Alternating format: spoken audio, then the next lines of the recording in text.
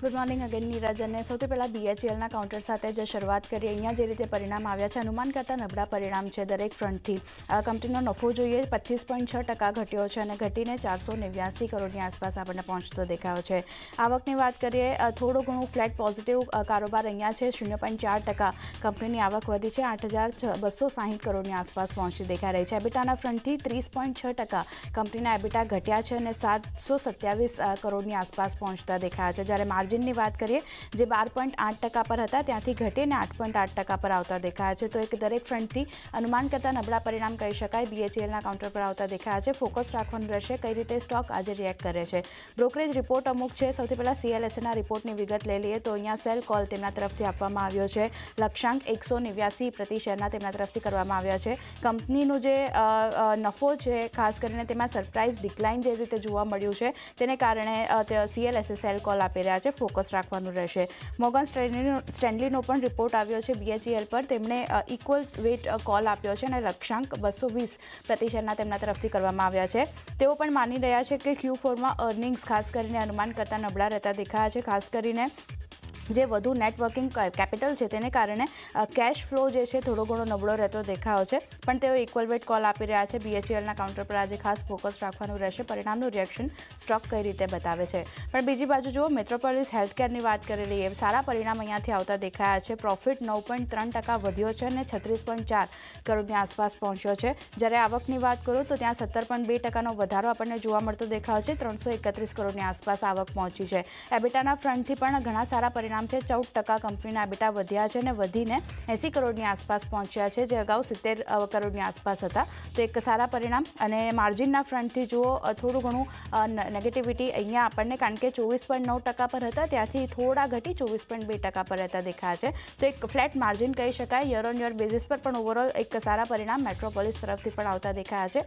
Focus રાખવાનું રહેશે.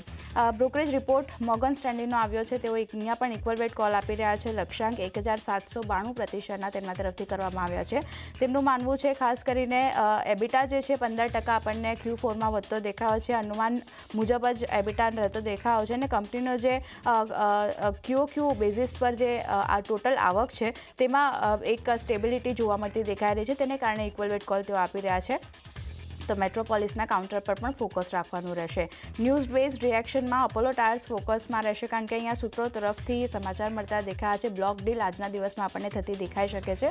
જેની ઓફર પ્રાઇઝની વાત કરી ઓફર સાઇઝની વાત કરી લઈએ તો 1000 કરોડ રહેતી દેખાઈ શકે છે અને ડીલ વધવાનો વિકલ્પ પણ જે છે તે અહીંયાથી આ બ્લોક ડીલમાં આપણને રહેતો દેખાઈ શકે છે. ફ્લોર પ્રાઇઝની વાત કરી લઈએ બ્લોક ડીલની તો લગભગ 460થી લઈને 465 રૂપિયા પ્રતિ શેર રહેતી દેખાઈ શકે છે. અને ખાસ કરીને જે વોરબર્ગ પિંકસ છે પોતાની સબસિડરી દ્વારા આ કંપનીમાં 13% હિસ્સો ધરાવે છે. તો આ હિસ્સો જે છે તે અહીંયાથી વેચી શકે તેવા સમાચાર અત્યારે બનતા દેખાયા છે આ બ્લોક ડીલ દ્વારા.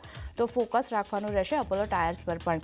યુનાઇટેડ સ્પિરિટ નેક્સ્ટ કાઉન્ટર અહીંયા જે રીતે સમાચાર મળતા દેખાયા છે નેગેટિવિટી સ્ટોક બતાવી શકે છે કારણ કે કંપનીને મહારાષ્ટ્રના પાણી પુરવઠા વિભાગ તરફથી નોટિસ મળી છે. પાણી વેરા એટલે કે વોટર ટેક્સ 300 માટે ખાસ કરીને 345.45 કરોડ રૂપિયા ચૂકવવા ના બાકી હોવાની જે નોટિસ છે તે અહીંયાથી કંપનીને મળતી દેખાઈ રહી છે. અને કંપનીને પાણી પુરવઠો અટકાવવા તેમજ બાકી રકમ માટે નોટિસ પણ મળી છે. અને નવેમ્બર 2018થી એપ્રિલ 2024 સુધી ખાસ કરીને આ સમયગાળામાં આ જે પાણી ટેક્સ જે વોટર ટેક્સ છે તેની રકમ ચૂકવવાની કંપની તરફથી બાકી છે. તો તેને કારણે એક નેગેટિવિટી યુનાઇટેડ સ્પિરિટના કાઉન્ટર પર આજના દિવસે બનતી દેખાઈ શકે છે. ફોકસ રાખવાનું રહેશે અહીંયા પણ. PNC ઇન્ફ્રા નેક્સ્ટ કાઉન્ટર અહીંયા કંપની L1 બીડર તરીકે જાહેર થઈ છે. કંપની જે છે તેણે મહારાષ્ટ્ર સ્ટેટ રોડ ડેવલપમેન્ટ કોર્પોરેશનના પ્રોજેક્ટ માટે સૌથી ઓછી બોલી લગાવી હતી અને ખાસ કરીને આ પ્રોજેક્ટ માટે 4,994 કરોડના 2 EPC રોડ પ્રોજેક્ટ માટે L1 બીડ તરીકે કંપની જે છે તે અહીંયાથી જાહેર થઈ છે. તો ફોકસ અહીંયા પણ PNC ઇન્ફ્રા પર રાખવાનું રહેશે. પોઝિટિવ રિએક્શન સ્ટોક બતાવી શકે છે.